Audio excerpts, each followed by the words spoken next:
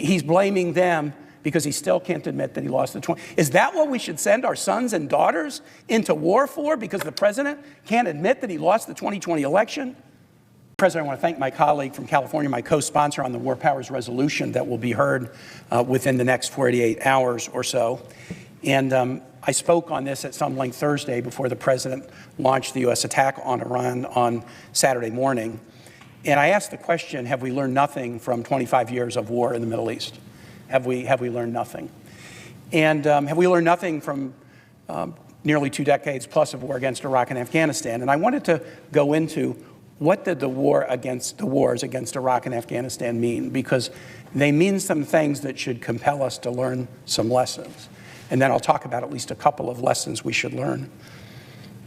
In Afghanistan, 2,324 U.S. service members were killed, uniformed troops and DoD civilian, and 3,917 United States citizens who were contractors were killed. 6,241 people were killed, American service members and contractors. 20,913 military personnel were injured in Afghanistan. The injuries among our contractors is unknown. There was a number that was up to 2,500 by March 2007, but we were there until 2021. The actual number is much higher. So 6,241 Americans killed in Afghanistan, and as far as we know, probably more than 25,000 United States military personnel and contractors were injured. Afghan civilians, 46,319 Afghan civilians' deaths have been directly attributed to the war in Afghanistan. What was the cost to the American taxpayer of the war in Afghanistan?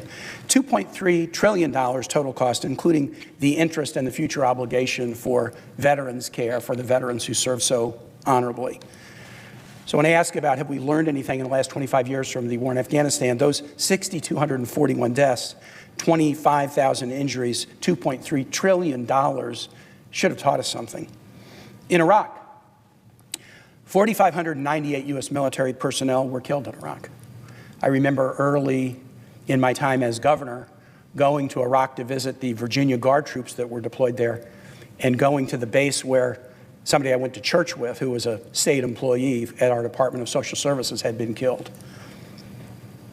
4,598 U.S. military personnel killed, and 3,650 U.S. contractors were killed in Iraq, totaling 8,248 American service member contractors killed in Iraq. The total killed in both Iraq and Afghanistan, 14,489 Americans lost their lives. Each one of them had a name. Each one of them had a family. Each one of them had a life of experience. Each one of them had a future that was never to be. We ought to have learned something from this. In Iraq, 32,000 of our troops were injured, and another 10,569 contractors were injured. That should teach us something. And in the Iraqi civilian population, this was a harder one to analyze and estimate, but the estimates are somewhere between 185,000 and 208,000 Iraqi civilians were killed. And the total cost of the Iraq war, to add to the $2.3 trillion of the war in Afghanistan, was $2.9 trillion, and that's the military cost plus the veterans' care. If you add up the cost of both of these wars, the cost of the war, the cost of the veterans' care, and then the interest on the debt we incurred to pay for the war, the total cost to American taxpayers of 25 years of war in Iraq and Afghanistan was nearly $8 trillion. Here's a statistic that stunned me. As of 2021, nearly 31,000 U.S. service members and veterans who served in the 9/11 era, post 9/11 era, died by suicide. 4 times the number of service members who were killed. We should have learned something. We should have learned something. What are the lessons that we should learn from this carnage? From 14,489 of our Americans killed, from 41,000 plus 25, 66,000 of our troops and contractors injured, all this civilian death, all this money. What should we learn? First, that we should not be going into a war in the Middle East or anywhere without a good, solid reason that has had its tires kicked and that has demonstrated that is of a magnitude sufficient to warrant losses that could reach this scale. So what is the reason asserted for going to war with Iran? The president has asserted many reasons. We're doing it to stop their nuclear program, but he had obliterated it 6 months ago, and he had a diplomatic deal that controlled it that he tore up 7 or 8 years ago. So it's not about the nuclear program. We want to protect Iranian protesters. But wait a minute. This president is deporting to Iran Iranian refugees living in the United States, including Iranian refugees who will be persecuted in Iran because of their religion. He doesn't care about Iranians being mistreated by the regime. We need to go to war to stop a ballistic missile program, but the intelligence, as publicly reported, suggests that the missile program is not such that would pose danger to the United States mainland for at least a decade. The president tweeted the other night we should go to war with Iran, or suggested, because they interfered in the 2020 election. He's blaming them because he still can't admit that he lost the 20. Is that what we should send our sons and daughters into war for, because the president can't admit that he lost the 2020 election? Or maybe it's about oil. What are the two nations that the president has invaded, Venezuela and Iran? Boy, they're really different nations, except there's one thing about them that's in common. They are both oil-producing nations. This president has asserted no real reason that is clear to the American public, and that's why the American public so far is so against this. And then the other thing is, you shouldn't go in and run this risk with no reasons. And even if you have a reason, you shouldn't go in without a plan. So what's the plan? The president has said it would be 2 or 3 days. The president has said it will be 5 or 6 weeks. The president has said, I'm not going to rule out boots on the ground. The president has said, we will bomb until we're done, and then Iranians take over your government. I mean, that's the plan? We're going to bomb until we stop, and then it's a jump ball for whoever wants to take over. That's not a plan. It's not a plan that is well designed when Kuwait shoots down 3 U.S. F-15s. Kuwait is an ally. We're working together with Kuwait. And in the opening days of this, if an ally is shooting down 3 U.S. F-15s because, oh, wow, we didn't realize they were U.S. planes, what kind of a plan is that? There's no rationale and there's no plan. And without a rationale or a plan, why would we ignore the lessons of the last 25 years? Look, I pray, just like we all do, that the consequences of Iran will not be those that I read to you earlier, the consequences of Iraq and the consequences of Afghanistan. But Iran is a bigger nation than both, with a bigger population than both, and a more powerful military than both. We went into Iraq and achieved what many thought was a very prompt victory. Mission accomplished. We will be viewed as liberators. It seemed like it was smooth sailing a month in. And then 10 years later, those numbers kept racking up and racking up and racking up. Use Lincoln's words from his second inaugural, fondly do we hope, fervently do we pray, that the consequences of a war against Iran will not be what were the consequences of wars against Iraq and Afghanistan, but we would be foolish to stand here and say we know they will not be. We have to have the humility to acknowledge, with the fact that U.S. service members have already lost their lives and been injured, that we could face serious consequences in the loss and death of our troops, serious consequences in instability in the region, serious consequences in rising energy prices for Americans. Who in the world will be the chief beneficiary of energy prices going up, the cost of oil going up? I'll tell you who: Vladimir Putin. Russia has an economy that is very centered on oil exports and on the prices of natural gas. And Vladimir Putin has just seen a massive surplus likely come in to the Russian state treasury for a significant period of time, as long as energy prices are elevated by this war in the Middle East. We will have this war powers vote within the next 48 hours or so. And every member of this body will do the most solemn thing any of us ever do: vote on whether the United States should be at war. That sounds like an abstraction. Vote on whether we want to send our own kids, our own sons and daughters,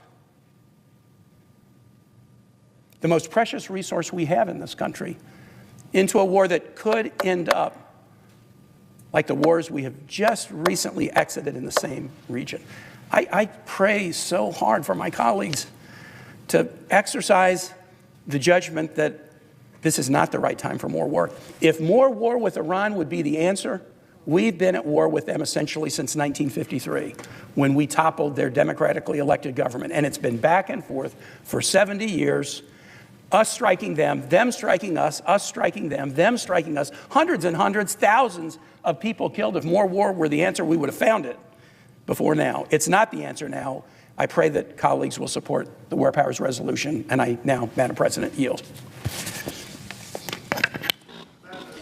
The senator from Oregon. On the Senate floor, Senator Tim Kaine stood and asked a question that echoed far beyond the chamber walls.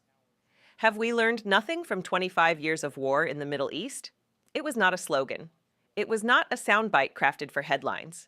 It was a reckoning, a deliberate invocation of history at the very moment the United States finds itself once again on the brink of deeper conflict.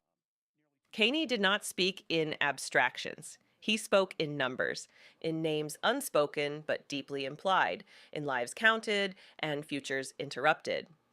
He laid out the toll of Afghanistan's 6,241 American service members and contractors killed, more than 25,000 injured, over $2.3 trillion spent.